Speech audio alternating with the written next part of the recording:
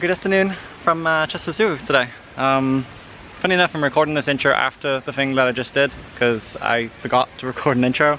But today we are doing the Komodo experience today, which is roughly £150 per person. And well, I've already done it. It's pretty good. So you'll see it after. And I don't know. It's worth it in my opinion. It's fun, but it's hot. So like if you're prone to humid temperatures for long experience times, I won't say rough, just it's hot. And obviously you can go out for a little break, he did say. So yeah, enjoy. Oh, Mr. Slot. The bell is quite a new thing. You would have not built that association with bell and food yet. I've only used it about 2 or 3 times so far. But my voice is usually what I use. Jantan, come on!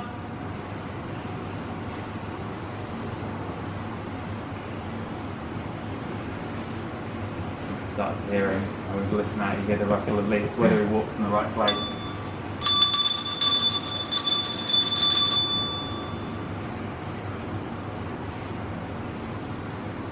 And the rewards feel is quite variable because I could reward him I suppose every time, but there are going to be days where maintenance issues, we've got to bring him in, and I don't always have food defrosted because most of his food is obviously defrosted food, and you might not always get it. Obviously it impacts the diet a little bit, constant food, and also if it's just, he knows he's only getting a small amount every time, maybe he'll just be like, you know what, it's not worth it. So it's kind of a variable reward system at the moment where he gets sort of bits. Some days you might get more, sometimes it's a training session incorporated, like today it will be, and he'll get something. But this morning I got him in with nothing, so he might be questioning, should I come in again? Jantan, come on!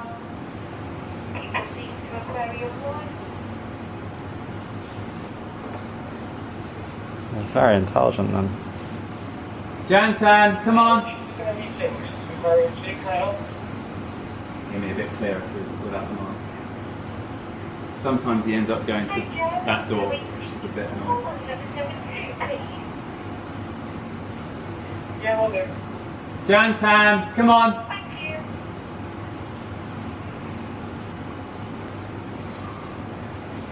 That's it, come on Jantan.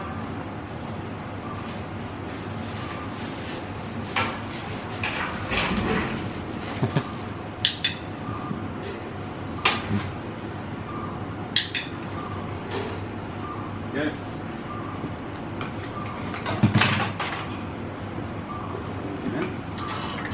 Got there in the end, Jantan. Yeah. Got there in the end. Might be a weird question, but the animals react any differently because of masks? Oh yeah, not a bad question. I would imagine, you would really imagine that the mammals would. Yeah. Like the primates and things, would be a bit freaked out by it. Jantan, they can pick up on subtle things. I remember one dragon in a different zoo learning initially, and I think this was one maybe that was more hands-on. So he learned that when they had gloves on, like I wear the blue gloves, I think they had purple gloves. They can see in colour for sure. That the colour gloves meant food, because every time, obviously hygiene reasons, the keepers were wearing these gloves for feeding. And then one day they wore them just to do cleaning or something, and he was involved, and the dragon got a feed response towards the keepers. I don't think it was anything violent or anything, but their dragon built a response to gloves. So you can imagine a mask being a similar thing. Again, if it's not linked to food, they only think about food really. It's not going to really make a difference. You wouldn't really be freaked out, but certainly the primates I can imagine being a bit freaked out. So quite a cool animal in any case, but they are still the same species. There's no separation in species. So while he's wondering what he's going to do, we'll weigh him, and I'll do another sort of training session with the bits I've got here. So what we do is we can bring him in to this area, and we have the weigh bar set up. So it's just 2 large bars, the same they use to weigh a lot of the larger animals. and once I open the slides, he'll come through. But again, using the target, I can target him from inside this enclosure. Obviously, I've had to move our other dragon along, get him to walk onto the plate, and again, that's another advantage to having the station training. I mean, to be honest, dragons can be quite inquisitive anyway. I could open the slide, he'll come in just because he'll be like, what's this? What's, you know, any novel smells? They're quite curious, and they're brave as well, or confident, I should say, because unless they're small, they don't have any predators. So you find that dragons can be quite confident, and they'll just explore everything anyway without worry that there's anything to be worried about in any other areas. He'd go all the way through. He's not worried about me or anything else. So we'll have a look in here. So Mezcal is down this way. So she usually has the run of this one, but I purposely locked her here so that we can get into there and do the bits with Jantan, and then we'll release her and maybe do the same process with her.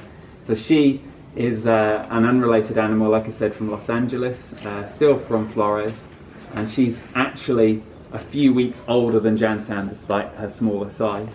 So she is, she's a female, so the females tend to be a little smaller, the males will wrestle.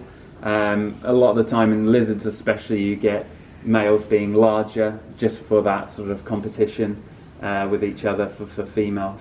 A lot of male lizards are more colourful as well. You don't see that in Komodo dragons. The colour is the same really with either sexes. So Mezcal also came in a little bit small, and I think the long trip from Los Angeles made her a little bit of a shy animal at the beginning. So she grew a bit slower than some of the other dragons, but that was probably to her benefit, because we find that dragons in captivity tend to grow too fast, because naturally they would be having massive periods of starvation due to extreme temperature, breeding season, other things like that. I mean, I think the big one is the temperature. Like the dry season, when it's just so hot, and they would go above their optimum temperature range for when they were hunting, they cease feeding for a little bit. No. Okay. I won't let you guess then. I think I have a fairly good idea of how much.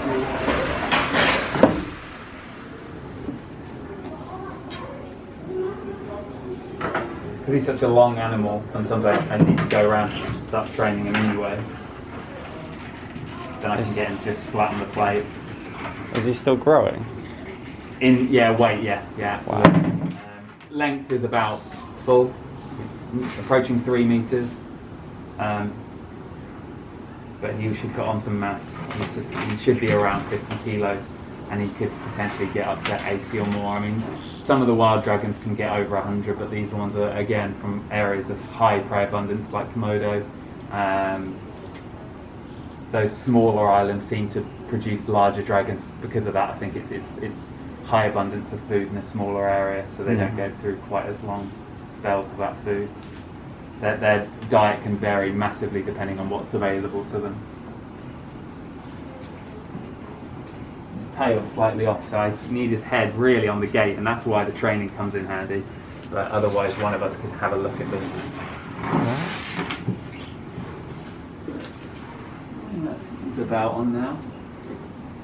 So he's hitting at 52 kilos. Yeah, 52. So if we both go through now, the lines in here, you can come through, just don't trip on anything. Yeah. And we'll just pretend that this log here is our yellow line. Yeah. So if you just stand on that side.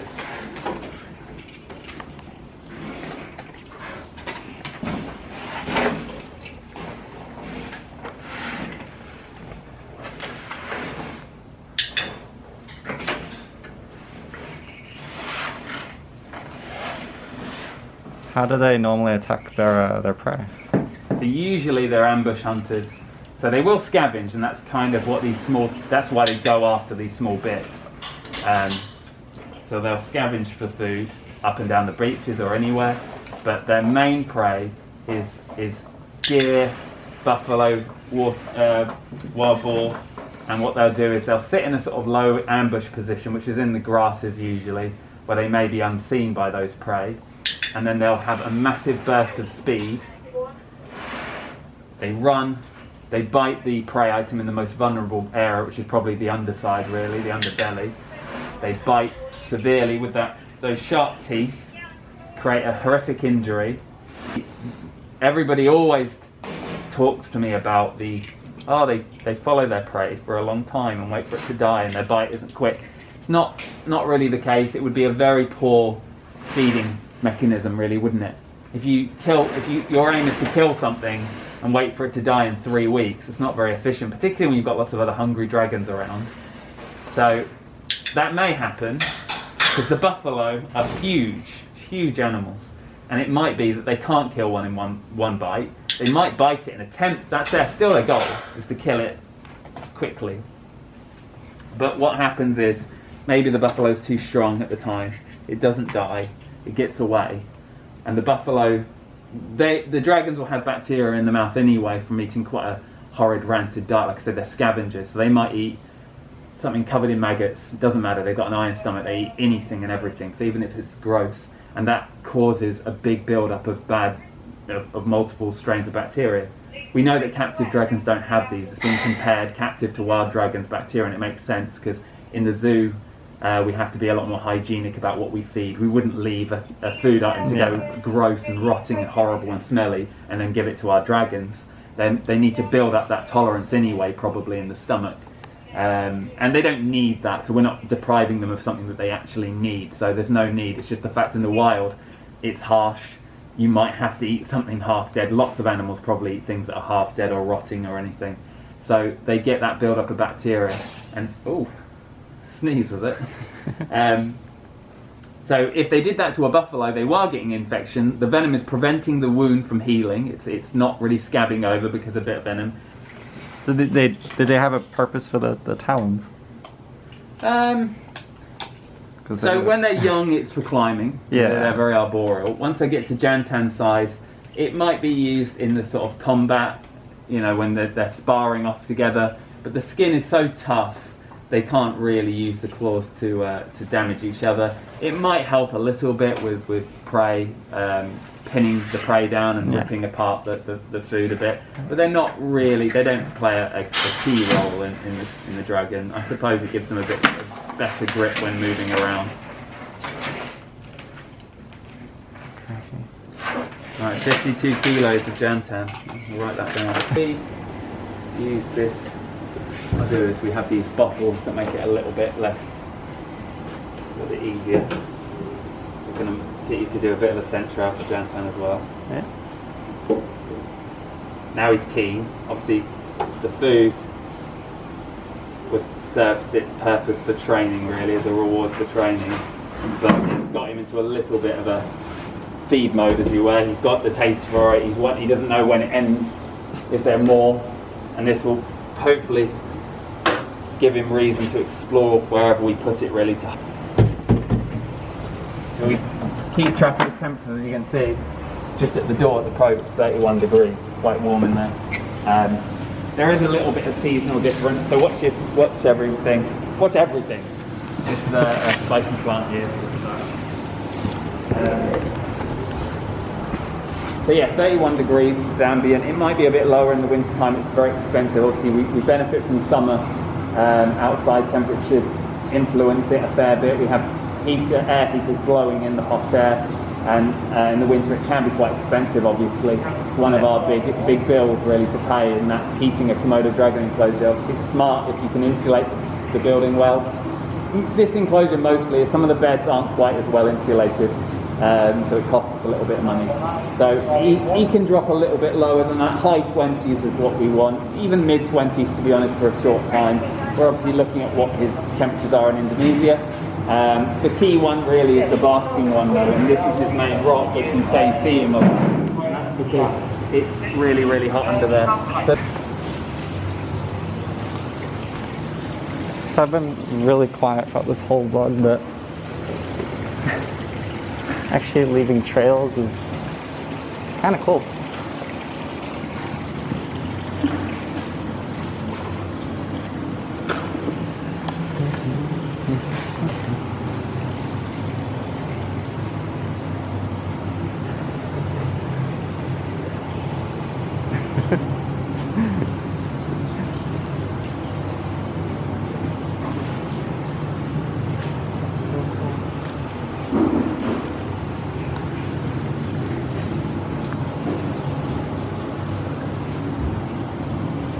And essentially, apparently, he's just gonna follow the trail, which is pretty neat. Beginning to actually walk around the areas is it's awesome.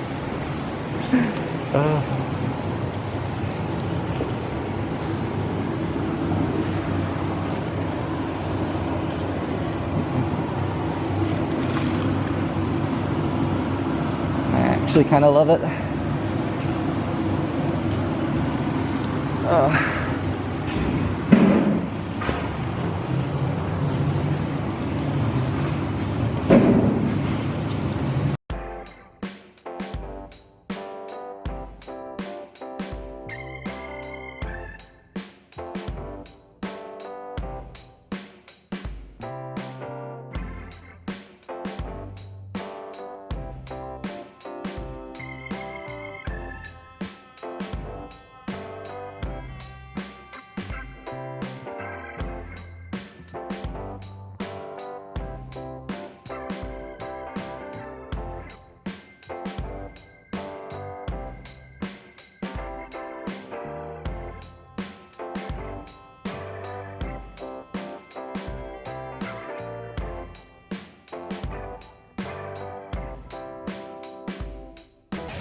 The experience is pretty decent as a whole, as you've probably just seen. I don't know how much I put in that as footage-wise because I was focusing way more on the experience than I was the camera.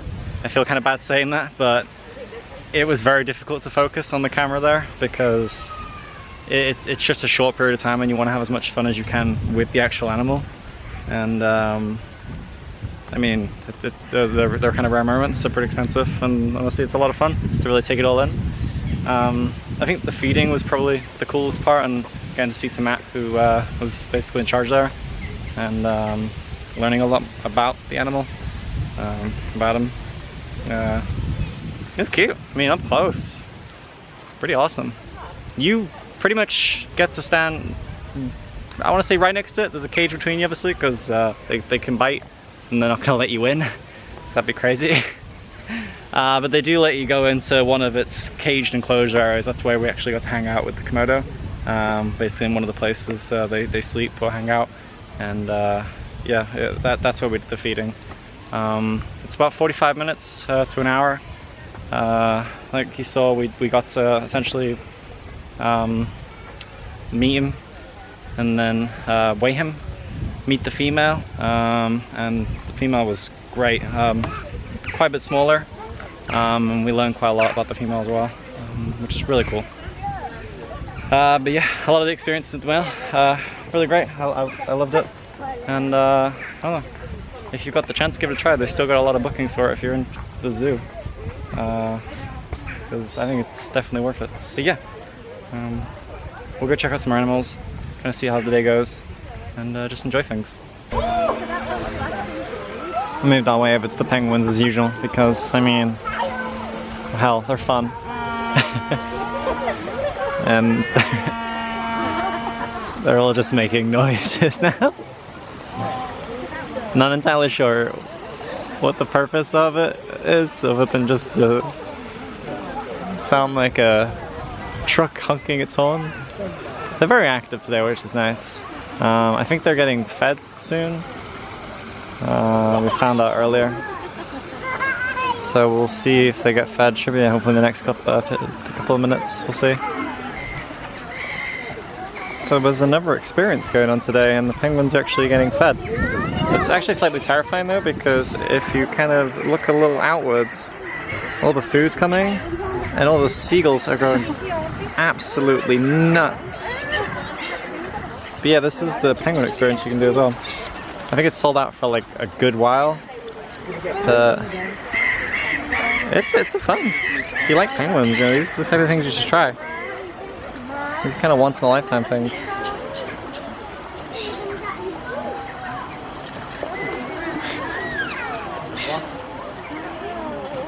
Oh my god, that's a lot of seagulls.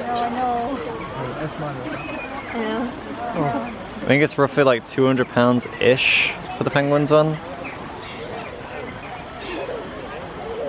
You'd say it's expensive, but honestly it's worth it. It's getting ready to leave. And this giant bird that looks like it flew from Florida has landed in the penguin enclosure.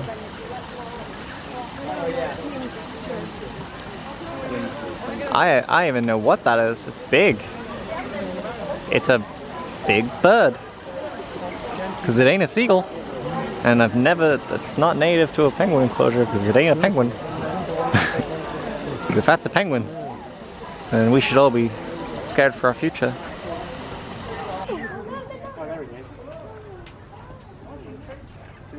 Into the lemur enclosure we go. Because, well, it's one of the most awesome enclosures. It's one of the ones where you get like a really cool experience. Same like goes with the bats, you know. Up close and personal, kind of fun. They're heavily like unpredictable. So you never really know where you're going or where to be or what to do because you never know where you're going to see them because they just run around everywhere.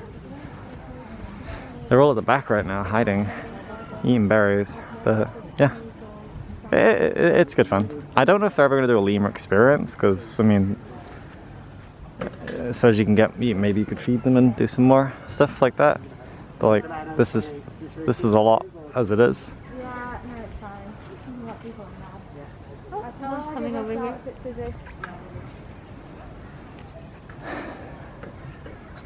It's like I say, like you never know where you're gonna go when you come in. It's actually you never know what you're gonna see when you go to a zoo in general, to be honest. Every experience is different when you're visiting. That's the beauty of going to the zoos, local zoos that are supportive of different wildlife charities and organizations and actually protect animals. You actually get to see a lot of interesting things. But not a lot of people know that the lemur enclosure is an actual thing. Like it's an actual... I didn't know one was hiding in there. A place where you can actually, you know, hang out with lemurs. Not many people know this is a thing. So it's well worth the visit to Chester Zoo just to see this, never mind everything else. I was about to leave again and they've all booked up right now, so I figured it's a pretty cool opportunity. Can I show them off?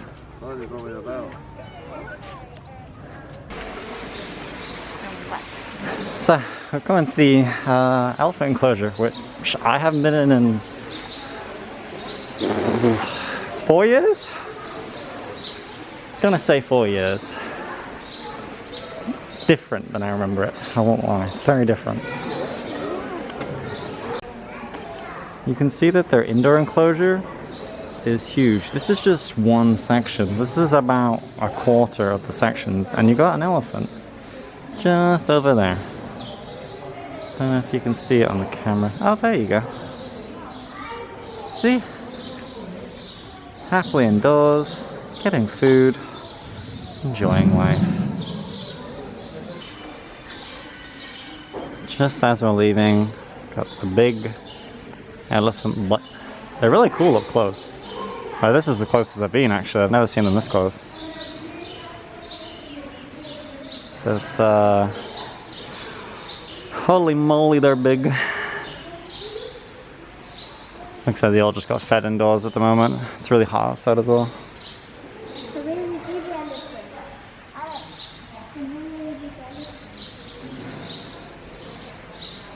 So cool. I just noticed the way it works is, I think it's got all the hay in there, but then there's carrots above it. They look like they seem to be seemingly randomly dropping as it's eating.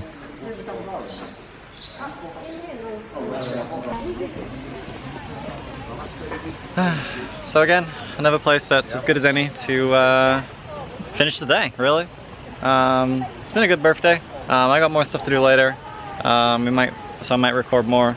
So this is either going to be, this was a lot of fun, Matt was amazing, and the animal keepers were amazing, or it's going to be having dinner later and maybe we'll record that, we'll see. My hair's going all derpy. But no, it really was. The experience day was great. Matt, the guy that was kind of in charge for me, was great. The admissions team that we had were just, they were kind. They were always making sure I was okay, always making sure I was having fun, always making sure I was enjoying the experience, and just making sure I was having the best day I could, really. So a lot of thanks to them, a lot of thanks to Matt for being so insightful, really. I'll put a picture up of some cool stuff I've got that they give you with it, but yeah, it was good. I liked it. So yeah, this might be an outro, or this might be something else, who knows. Have a good day, enjoy the rhino, and yeah, hope you enjoy the zoo.